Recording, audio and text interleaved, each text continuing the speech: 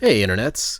So once again, Carl and Steve are having a little debate over some random subject. This time it's about, let's just say, gender roles. Steve mentions that he thinks it's cute when girls, and before he can even finish his sentence, Carl absolutely flips out and screams that gender is just an oppressive social construct. And then he just kind of leaves it at that, feeling nice and smug as if he seems to think that he has successfully deconstructed some deeply profound philosophical concept, and in doing so demonstrated how much more educated and refined he is than silly, backwards reactionaries like Steve. Or has he?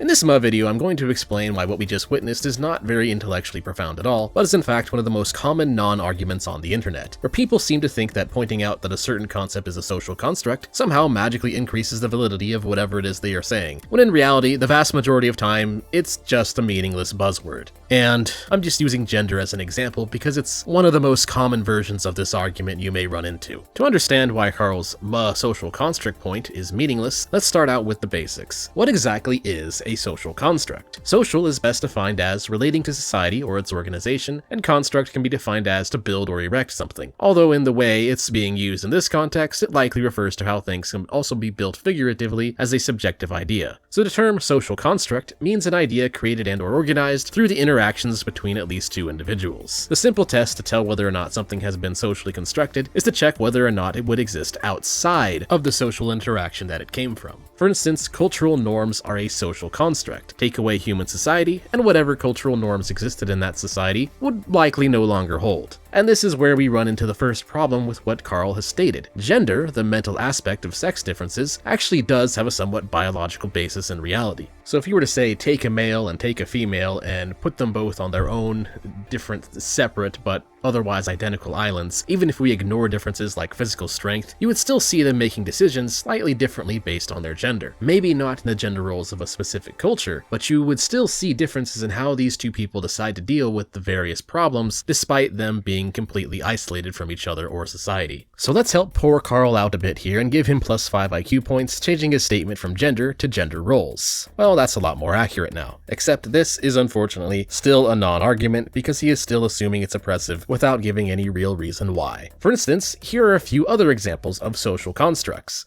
Prices, cultural values, language and writing, ethical agreements, societal rules. Are we starting to see the problem here? All the things I just mentioned are kinda necessary in some form or another for a society to function with any level of efficiency. Deconstructing concepts and identifying them as being socially constructed does not actually prove anything about whether or not these concepts are good or bad for society overall. In fact, a lot of social constructs, such as the meaning of the very words I am saying right now, are very much required to get anything done if said thing must involve more than one person. This is because social constructs are often created as a way for society to act on fundamental truths about reality. And so while the construct itself might not always be based on evidence, the rationale for creating the social construct often is. There's a solid amount of evidence that suggests that gender roles actually make people happier and that people will naturally choose them when given free choice. So while gender roles may indeed be a social construct, there is still a fundamental truth behind why they tend to exist, which is why we see them constantly popping up in various cultures throughout history by processes very similar to convergent evolution. All something being a social construct really means is that it could be changed if those who are involved in society that the concept came from agree or otherwise decide to change it. It tells you nothing about whether or not the reasoning behind the social construct is valid. And unfortunately, even when you do run into people who try to give valid reasons for why a social construct is bad, they often do a very piss-poor job at it. For instance, when watching breadtubers talk about social constructs, they will often give the reasoning that they aren't harming anyone. In this regard, I've noticed that there is always one crucial element that is completely missing from their rationale.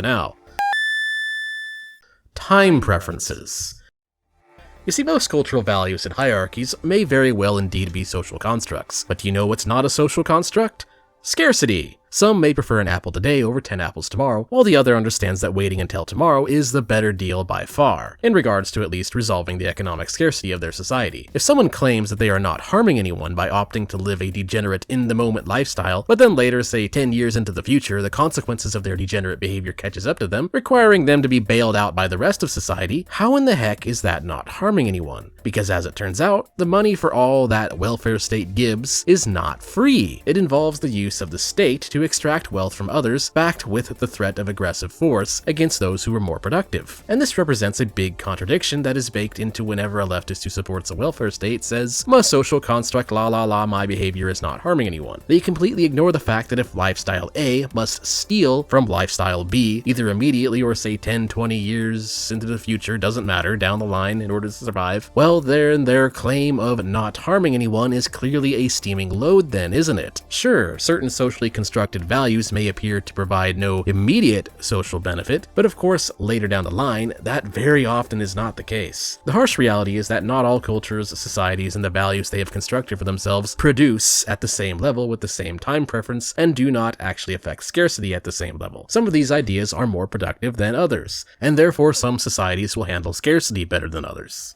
That may be politically incorrect to point out, but it's overwhelmingly backed by mountains of evidence such as, say, the entirety of human history. Societies and empires have risen and fallen, and the ones that last the longest while producing the most prosperity tend to be the ones with low time preference values that encourage long-term prosperity. So when a midwit comes along and tries to deconstruct these values by dismissing them as arbitrary social constructs while completely ignoring the issue of time preferences, then they have absolutely no right to the claim of their decisions causing no harm, as they have provided no explanation or proof whatsoever for why they are arbitrary.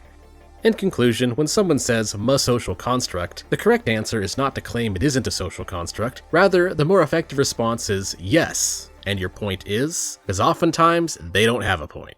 Anyways, that's all for today. Thanks for watching. If you enjoyed the video, feel free to like and subscribe and all that. Till next time.